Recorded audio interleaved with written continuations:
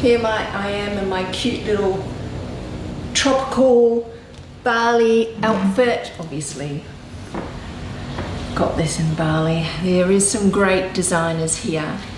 Okay, today I want to talk to you about living in Bali.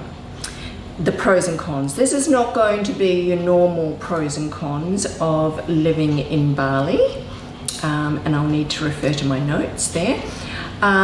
Because I'm gonna, in this channel I like to tell you the absolute bare bones truth. It's certainly not all sunshine and roses.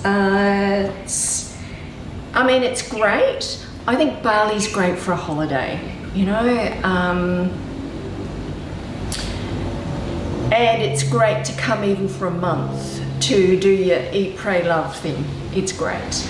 But to actually live here long term, it can be very challenging and very difficult. So those are the truths that I want to share with you today if you are thinking about relocating. Now, what is my experience? So I've been living here nearly 3 years now, but prior to deciding to move here, obviously I'm Australian, and I have come to Bali for the better part of most of my life. I've lost count of how many times I've come to Bali, maybe 30 times in my lifetime. Don't forget, I'm 59 now, so that's a lot. The very first time I came to Bali, I was 14 years old and I came with my mum. So yes, that just goes to show how long I've been coming here. So yes, I love the place. Bali is beautiful. It really is. It's scenically beautiful. And the freedom, I think it was the freedom that I loved. And it has a lot of entrepreneurial spirit, which I also love. So I have, a lot of always great ideas, and I'm very entrepreneurial in my creativity and thinking, I could do this, I could do that, I could do that. But Bali makes this very difficult for you to do because you are not allowed to work here. Keep that in mind. You can open a business here, but you are not legally allowed to work in it. Now, yes, there is chefs and specialist people that are bought that come from overseas to live and work here, but from the perspective of you've got to have deep pockets to be able to do that. You can't come here as a yoga instructor to decide to do yoga, because there's already yoga instructors here, locals, and you're not allowed to take a job away from a local. So you can come, and as long as you've got a idea that you are not going to be taking a job away from a local, and you can start a business where you train locals. They very much invite that. But that's very challenging because we live in a third world country here. It really is. Bali, Indonesia is a third world country. So they just do not have, whilst they're absolutely beautiful, lovely people, they do not have the schooling or understanding. Those that are from Jakarta do, and they're really totally different from those that are Balinese and been raised in Bali. So their understanding and their principles are totally different because their priority is not work and career. And you're probably saying to me, well, that's great. That's why it is. They're so calm and chilled out and wonderful people. Yes, it first priority to the Balinese is their ceremony. Now that's a very big thing over here, and streets closed down, and we have Nyepi, which is 24 hours of no power, no electricity. You cannot go outside of your villa. So things like that, and that you can be fined if you are caught at doing that. And I know foreigners that have been caught, predominantly I think Russians or Ukrainians that are not regarding that that holiday. So it is very important to respect and that holiday, even as a foreigner. And so the locals, the streets are quiet, there's nobody on the roads, nobody goes outside their villa. So that's 24 hours, and it's normally in the end of March. I think it's the end of March most of the time, Nyepi is. So yes, so back to their first priority, the Balinese first priority is ceremony. And these ceremonies, they happen many times throughout the year. And for each different province, there's a celebration ceremony. Your workers will say, I have to go back to my village for my ceremony. That's if you have workers work for you. So that happens a lot. That's their priority. They're going to go and honor those ceremonies, whether you like it or not, or whether you've got a business to run or not. So that's just the way it is. So that is first priority, and then family is second priority, which is great. And maybe last down the list is, you know, maybe third or whatever is work, but it's not a priority here. Anyway, it's probably why it's such a laid-back lifestyle. So my experience, as I said, I've been here for 3 years now.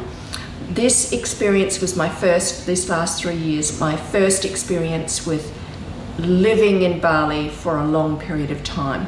Prior to that, I'd come here for a month or two at a time, because visa is very tricky in Bali. It's a costly, expensive experience. So it was normally, you can come in on a visa on arrival and you can extend that for another 30 days. So you get 60 days.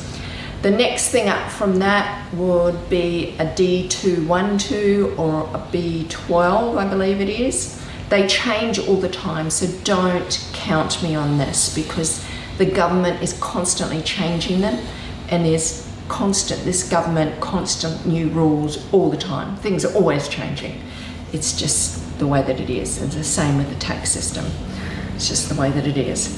Anyway, so yes, prior to that I was on just like the sort of 2-month visas. I did do a 6-month visa, but you had to leave every 3 months. I think that visa's changed now. I do believe the newest visa that's available, which I will go back on after my KETAs is finished, I will go back on the 12-month visa where but you have to leave every 6 months, and I still believe you have to pay money every 3 months. But that's what you had to do before. You had to pay every 3 months, and it's normally about Australian. I think was about 300 every 3 months. So it's not cheap, and it's inconvenient because you've got to leave. So besides that visa, I decided with my entrepreneurial spirit that, okay, I'm really going to commit to this. I'm living here now. And so when I did move here 3 years ago, I bought a villa. I purchased a villa. Now, I can't own a villa, land outright, but I can buy the leasehold of a villa, which means you buy it for a certain period of time.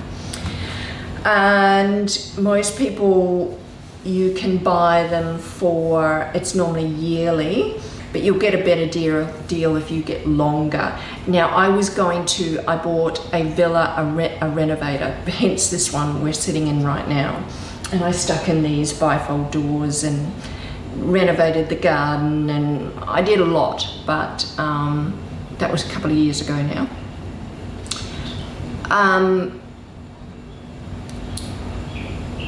It is, yeah, so I really did commit to it, and I thought, okay, I bought 4 years up front. That means you're paying whatever your yearly price is times 4, and you pay all your money up front.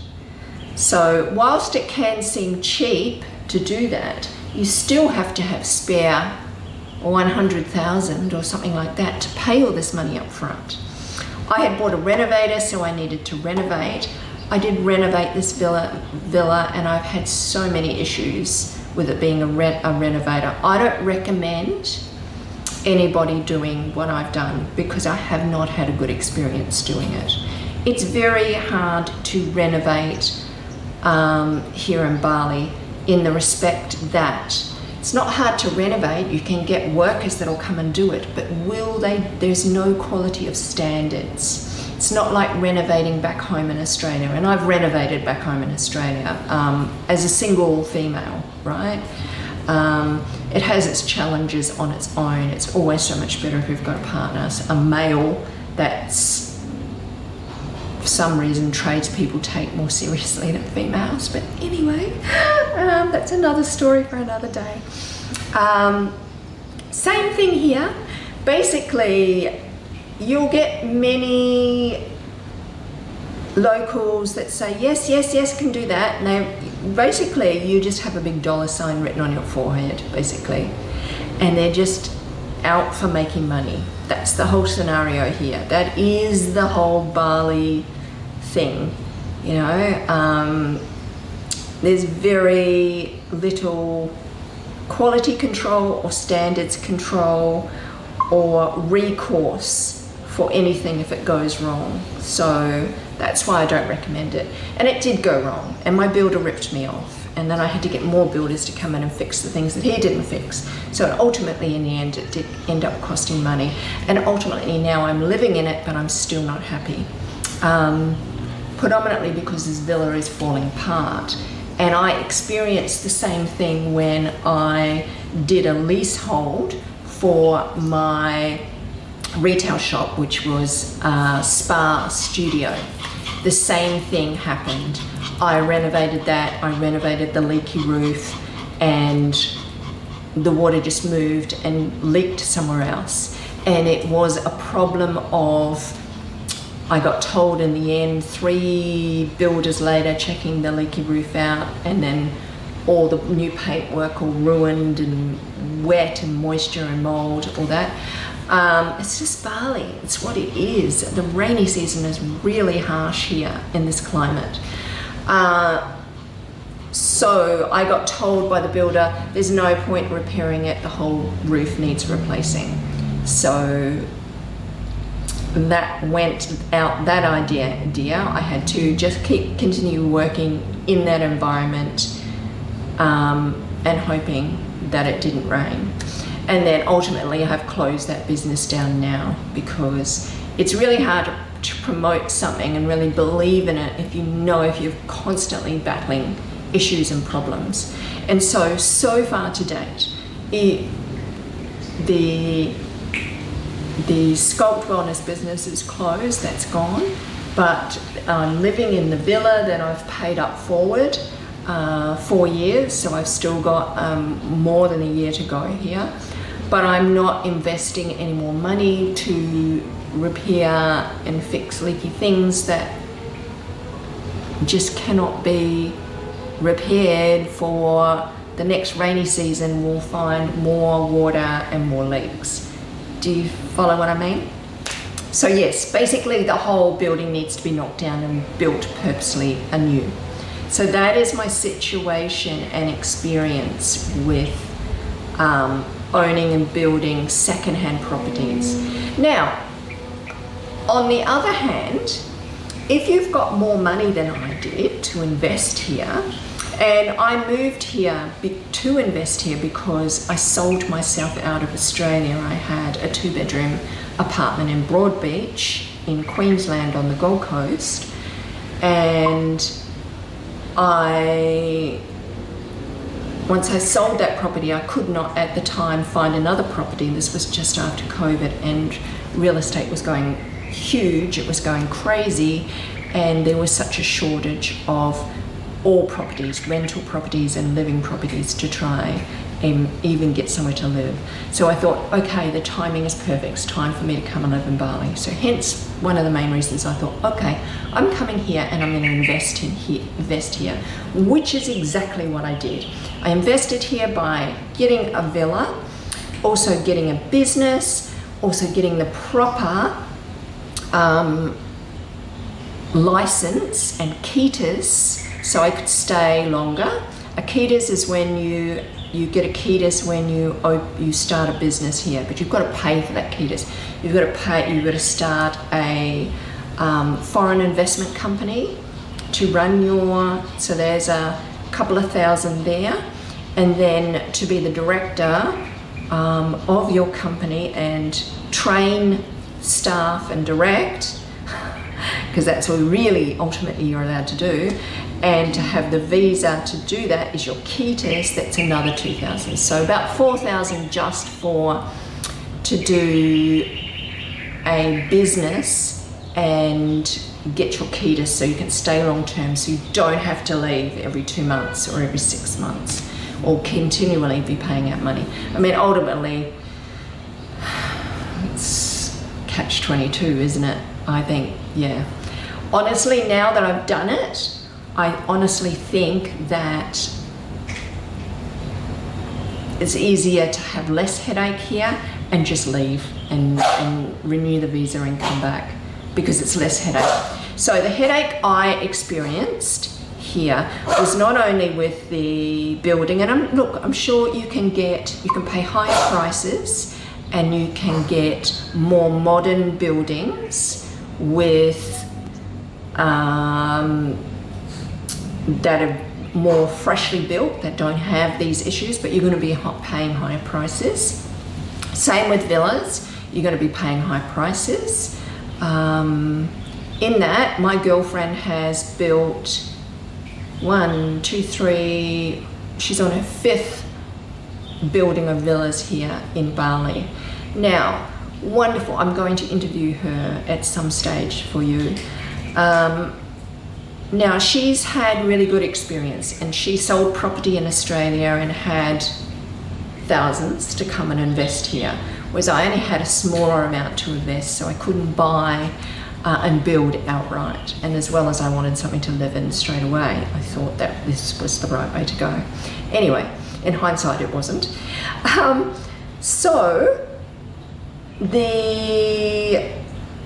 Really, to even do a little place and build, you need a minimum of 200,000 or 300,000 is what you need to do that, to get something new or to build something new. So she has successfully been able to do that and successfully had Airbnb business in Brower. She had 2 properties in Umalas. She sold one of them. She built another one in Bingen, and she rents that out on Airbnb, and that's working successfully. But please keep in mind, when you see all these adverts for advertising for people promoting passive income and earn money with villas in Bali and rent them out on Airbnb, it's easier said than done. It really is. It can work for you if you don't live here, but if you live here, there's complications about you living here and doing that, and you can't have a ketas to do that. I mean, now my girlfriend just found out she can't have a ketas, so she has to still do the leave Bali and return, and do the new visa, leave Bali and return every 6 months. So there's so many rules and regulations. Anyway, back to what I was talking about. She has been successful, so she's just building currently in Seminyak, and yeah, she's been lucky when she's managed to find a small little plots of land and build small, she's building now more of an apartment style, smaller villa apartment style, very in condensed area.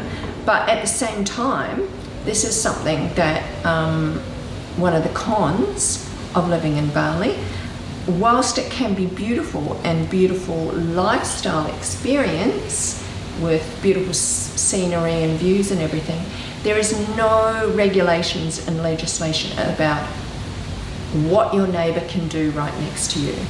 Hence, it's something that is a major factor with living here in Bali. And I've had it happen, well, I've actually had it happen to me twice. My girlfriend that's building in Seminyak now, well, the villa is nearly finished and she's living in it, but she's got construction on two sides because it's right in the heart of Seminyak. It's not even a 5-minute walk to the beach, so it's prime location. But she's got two separate buildings being built either side of her walls. So she's got that constantly pounding, drilling noise from one of them, and then the other one is banging, chiseling, banging on the other side. And that is a real constant in Bali. So the girlfriend that has built the villa, she's built downstairs, and my other girlfriend, who's also Australian, she's got the villa upstairs. So it's like it's apartment. They're actually apartments. They're not standalone as such because they're so condensed. They share a roof or walls with other properties. So my girlfriend that bought the upstairs one, that's got a lovely balcony, it's quite modern, it's got a really nice feel about it. She's had it for over a year, probably a year and a half. She initially was doing really well and Airbnb-ing it, and it was great, and it's great once you can do that. But now that all this building has started, first it was my girlfriend that's building her villa, it's nearly finished that building. It was the noise from that building. Now there's two more properties that have got building, either back wall. So the one to the back has just started, so it'll be another year. So hence the girlfriend that's got the upstairs apartment villa, she cannot rent out that villa on Airbnb. She will lose and get bad ratings, and customers will be disgruntled because of the noise, because it starts at 7 a.m. in the morning generally, and goes through to 5. It's different. There isn't the standards of what you are and are not allowed to do is totally different here, because you can work on Saturday and Sunday, and most of the time they do. The only time they take a holiday is when it's their ceremony days or their Balinese holidays. Then it's quiet, they'll take a holiday. But other than that, they'll work on a Sunday. So there is no grace from the noise. So yeah, it's challenging. I tell you, it's challenging. I had it here on this side, they're finished now, but they totally redone their villa next door, so I had the noise as well. So I had this villa empty for a while.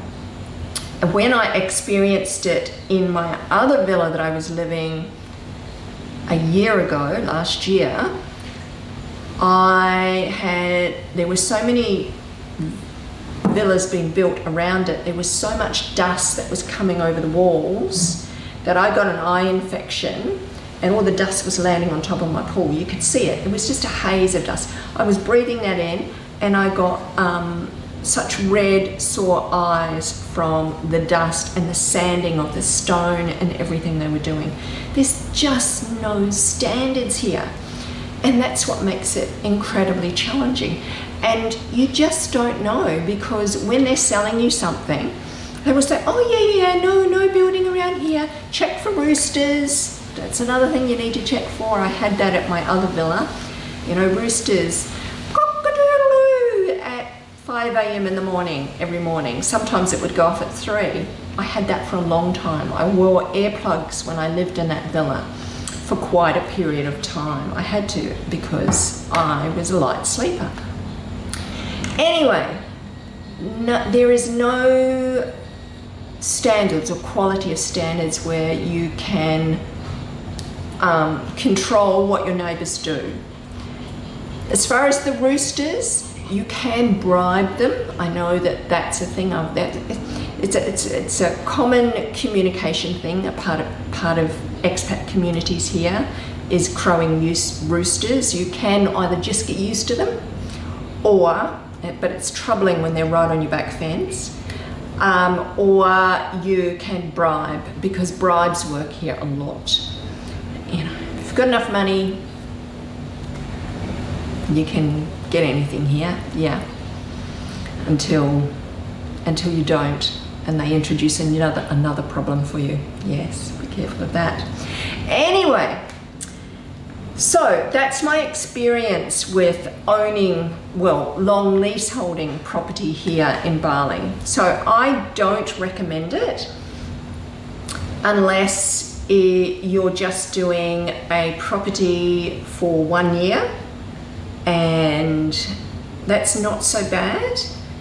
But because I committed to 4 years here and renovated, that's a different story. That's much more an outlay of money, and it's the renovation costs. But if you find a really beautiful done villa that's already done in a location that you like and rent it for a year, you'll find anything between 200 and 350 million, which is about $20,000 to $35,000 per year.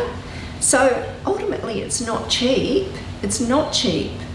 Like even a 1 bedroom now, it's like 18 million for a 1 bedroom with a pool. 18, yeah, which is for the year, yeah, it's about 18,000, yeah.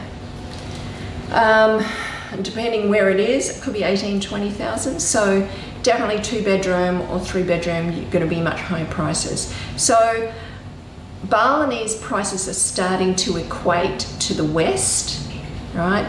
Even the food prices are, you can still get cheap, like nasi goreng and, you know, your local food, you can still get that cheap at, you know, little warongs or markets and all that. Yes, you can, but you have to think about our Western standards of health. If you don't care about health, then honestly, you can live on $6 a day of just like nasi goreng or mee goreng, or, you know, local food.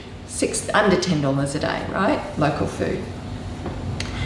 But if you care about the oils, seed oils and things like that, if you care about the preservatives, the MSG and everything that gets put in the rice, then that becomes a challenge. I'm highly sensitive, as I've said in my videos. I do have Hashimoto's, autoimmune disorder.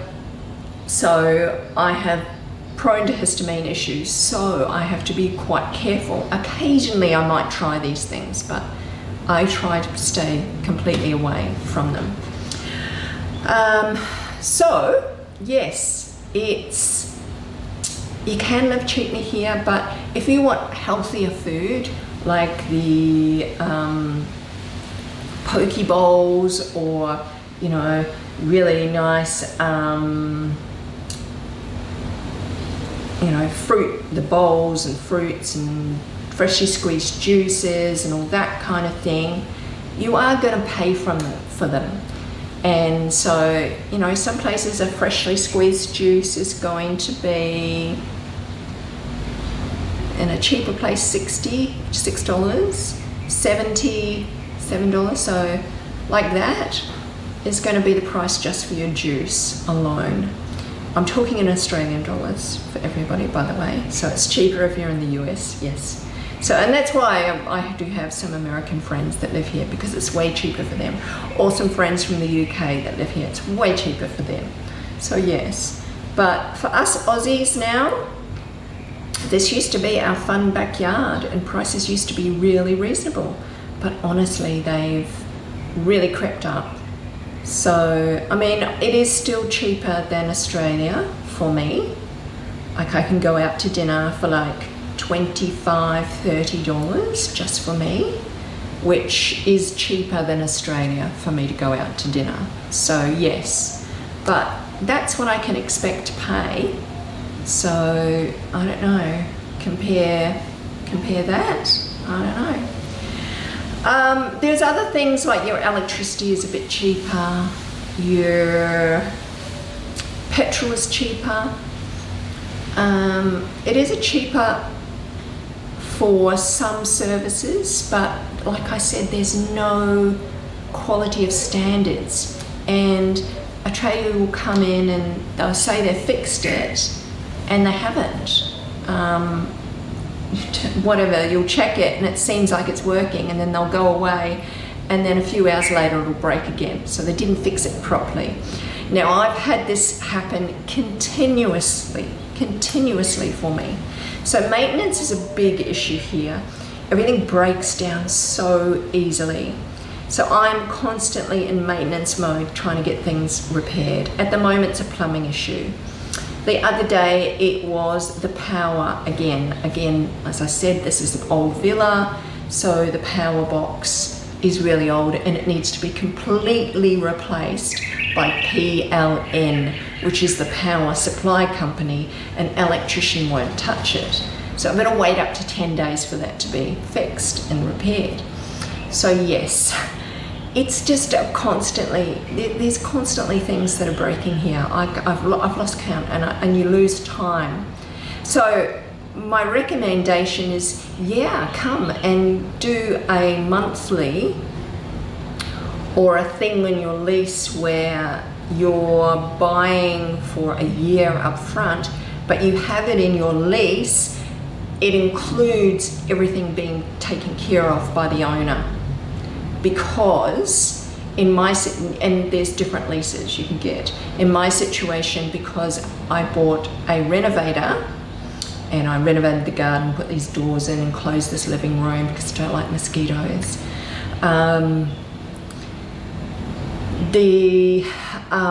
It meant that everything costs all fell back on me and not the owner. The owner just sort of took the money and wiped their hands.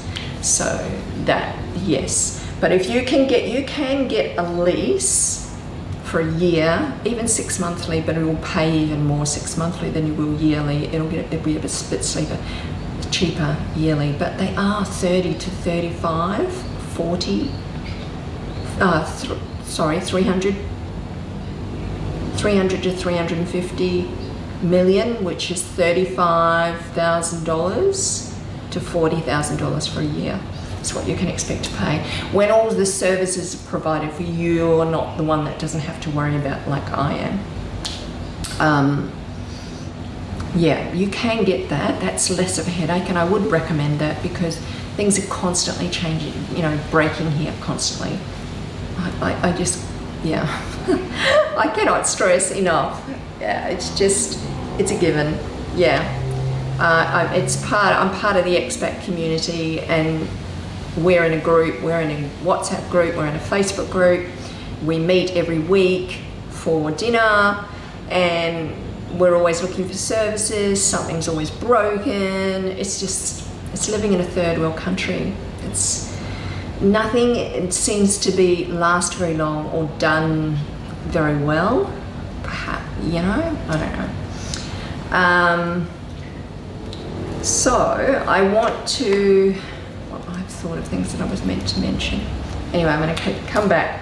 So yes, cost of living, yes, it's not as cheap as what it was before. It used to be quite cheap, I remember 5 years ago here, but prices have really gone up. Even the cost of living here, even renting here has gone up. You can still get really, really cheap, like just a room, which should just be monthly, but you only get a room. You might get a shared kitchen to the side. There may not be a pool. That kind of thing you can get, and you can get those fairly cheap. You can get them for about $500 a month, right? So that is really cheap.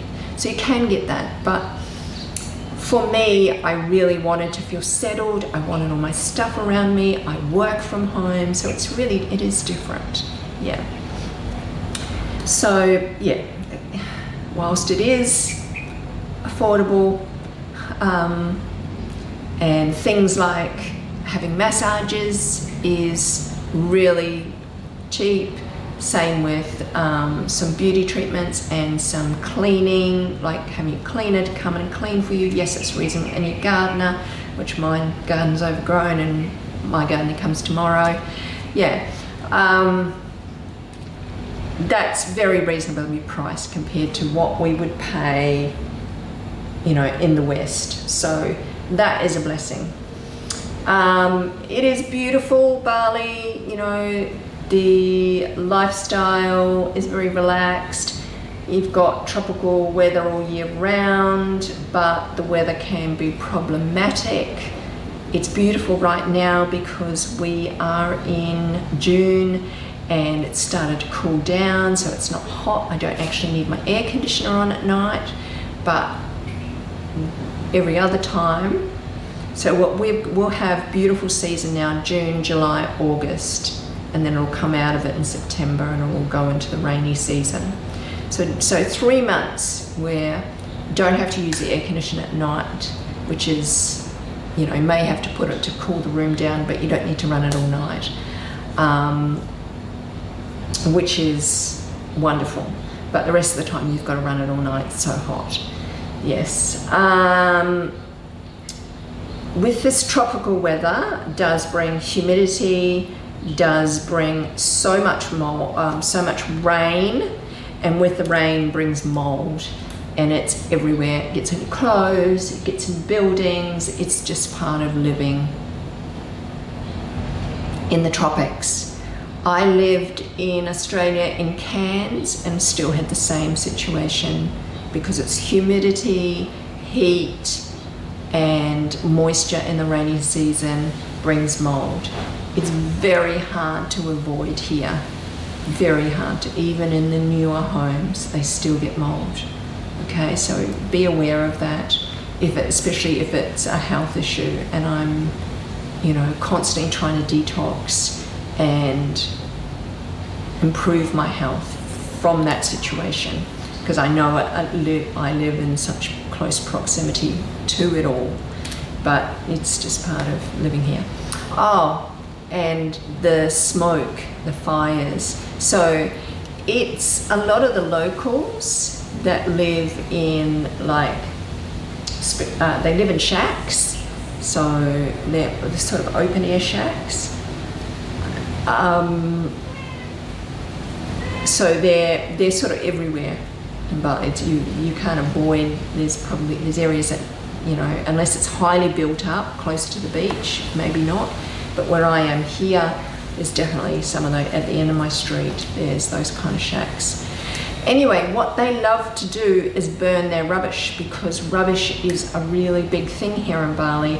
It is not provided by the government. It is a business, and they're not reliable.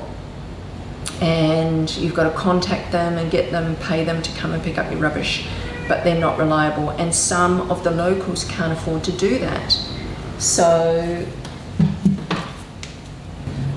because some of the locals can't afford to do that, they burn fires, and they just burn fires on the ground, and they put all their plastics and whatever in there, and so you get toxic fumes and smoke that goes into your living environment. I had it a lot worse at the other 1-bedroom villa where I was living before last year. It used to happen all the time. Here I don't smell it as much because I'm a little bit further away, and this is a bigger 3-bedroom villa. And yeah, so one of the other misconceptions about villas, just while I think of it, the idea of these open living rooms looks all fancy. Open, like, it's really quite a normal thing when you look to rent a villa here in Bali, that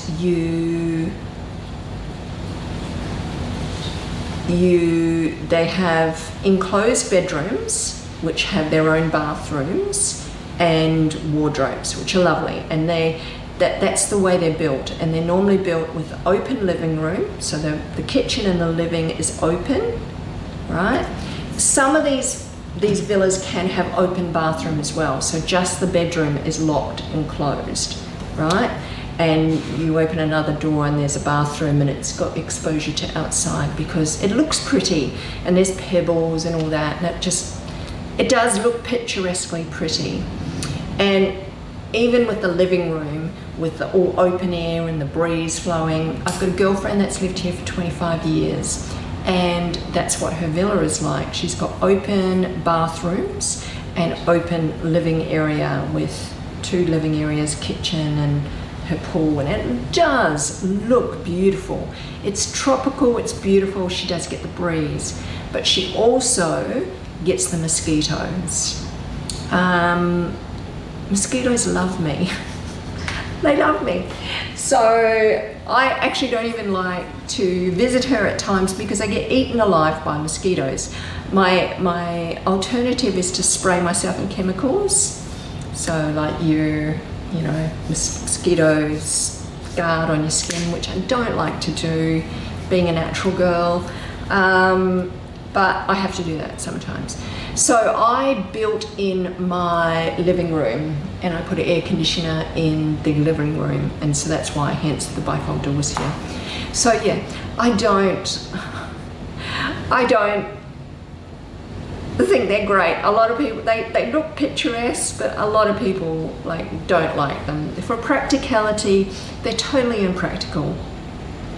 To just be constantly mosquito bitten, it's horrible. It's really quite horrible. Yes, so that's my living experience of living here in Bali. I think I'm going to stop this here because I need to do another video because I think this has gone on too long. Okay, I'm going to leave that here.